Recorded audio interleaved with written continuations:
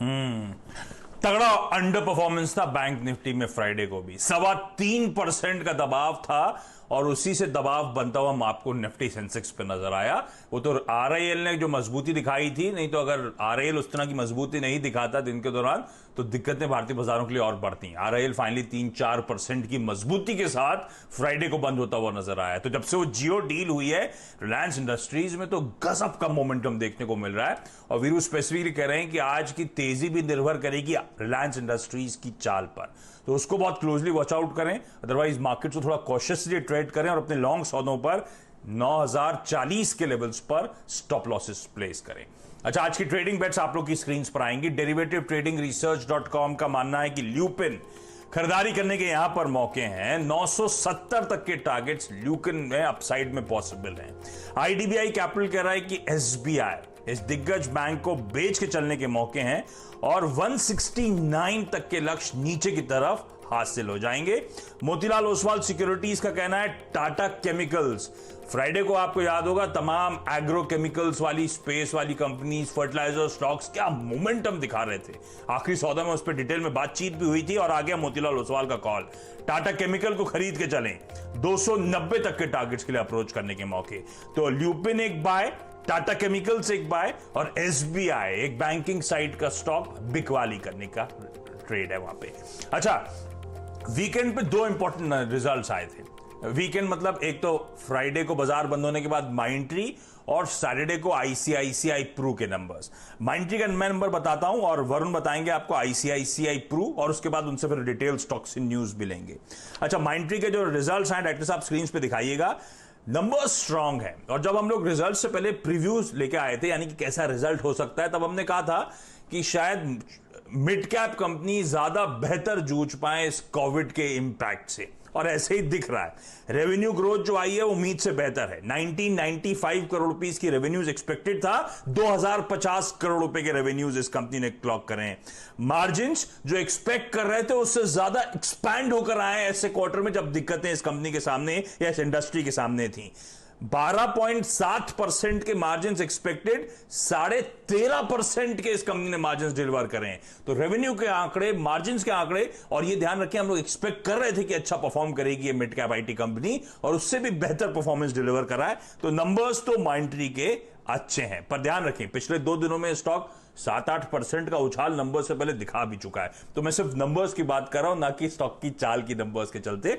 Number strong. लेकिन वरुण, ये ICICI Pru Saturday को नंबर्स आए थे और आजकल ये सारी इंश्योरेंस कंपनीज में कुछ इनहेरेंट वीकनेस स्टॉक्स में नजर आ रही है, कंसर्न है स्ट्रीट। नंबर्स कैसे रहे? देखिए, नंबर्स भी वीक ही है क्योंकि इस कंपनी के खासकर आप मुनाफा अगर आप देखें तो वहाँ 31.5% की गिरावट देखने मिली है। 261 करोड़ से गिर के 179 करोड़ पे आया है, जबकि ज्यादातर ब्रोकरेज हाउस का अनुमान था कि 200 करोड़ के ऊपर जो है इस कंपनी का मुनाफा एटलीस्ट रहने वाला है। तो वहाँ वीकनेस है। नेट प्रीमियम में महज 4% की बढ़त है, जबकि इससे ज्यादा का अनुमान था। और सबसे इंपॉर्टेंट देखिए, कंपनी की जो टोटल इनकम है वो दरअसल नेगेटिव हो गई इस क्वार्टर में, क्योंकि कंपनी ने कुछ अपने इन्वेस्टमेंट पे लॉसेस किए हैं, तो उसका इंपैक्ट देखने मिला।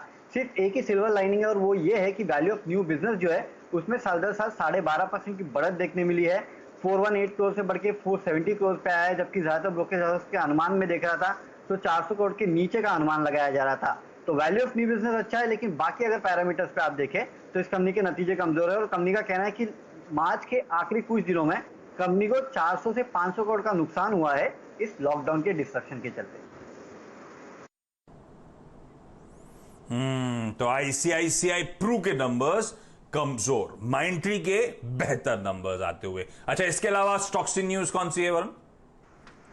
देखिए, सबसे इंपॉर्टेंट तो कैडिला हेल्थ और इप्का लैब रहने वाले हैं, क्योंकि यूएस एफडीए ने जो क्लोरोक्विन, हाइड्रोक्लोरोक्विन है जो कि मलेरिया की दवाई जिसमें यूज हो रही थी कोविड में, उसके लिए एक वार्निंग लेटर इशू कर दिया। उनका कहना है कि कुछ टेस्ट कुछ रिपोर्ट्स ऐसे आई है कि वहाँ सीरियस पॉइजनिंग हुई है और डेथ हुई है इन दवाइयों को लेने के बाद।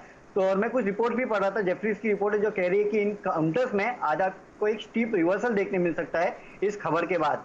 नैटको फार्मा, इस कंपनी की जो तेलंगाना में कोठूर फॉर्मुलेशन फैसिलिटी है उसको ईआईआर मिला है। बीएमएल, इस कंपनी को कोल इंडिया से कुछ डंपर सप्लाई करने के लिए 398 करोड़ का ऑर्डर मिला है। पीएनबी हाउसिंग केयर ने इस कंपनी की जो रेटिंग है उसको तो बरकरार रखा है, लेकिन आउटलुक जो है उसको बदल दिया है, स्टेबल से अब नेगेटिव कर दिया है। और सबसे आखिरी में शोभा लिमिटेड या अन्नामुडी रियल एस्टेट ने 3 लाख शेयर खरीदे हैं। अब ये अन्नामुडी रियल एस्टेट दरअसल गोदरेज ग्रुप को बिलोंग करती है, इसके लिए मैं बता रहा हूँ। और इसके पहले भी इस ग्रुप ने शोभा में खरीदारी की थी, अब फिर 3 लाख शेयर खरीद लिए। शोभा में तो प्रमोटर्स भी बाइंग कर रहे हैं, तो ये सब रियल एस्टेट स्टॉक्स रडार पे। अच्छा, आईसीआईसीआई प्रू के रिजल्ट्स पे रिएक्ट कर रहे होंगे, एचडीएफसी लाइफ के नंबर्स का आज इंतजार रहेगा। साथ साथ इंडसइंड बैंक, आमतौर पे दोपहर जब मैं न्यूयॉर्क कंपनी कर रहा होता हूं उसके आसपास इसके नंबर्स आते हैं, और इस बार नंबर्स बड़े इंपॉर्टेंट होंगे। इसीलिए नहीं कि मूड माहौल कैसा है, क्योंकि नए सीईओ साहब आ रहे हैं। तो रमेश सोपती साहब का इतने सालों से हमें याद है कि हमेशा वो रहते थे नंबर्स पे, अब सीईओ साहब बदल रहे हैं। ट्रांजिशन के टाइम पे कई बार क्लीन अप हो जाता है बुक्स पे, इसीलिए नंबर्स बड़े इंपॉर्टेंट होंगे और अंबुजा सीमेंट के नंबर्स का इंतजार रहेगा। इस नोट पर क्विकली छोटा सा ब्रेक के उस पार कमोडिटी और करेंसी मार्केट्स की आज की टॉप स्ट्रैटेजीज।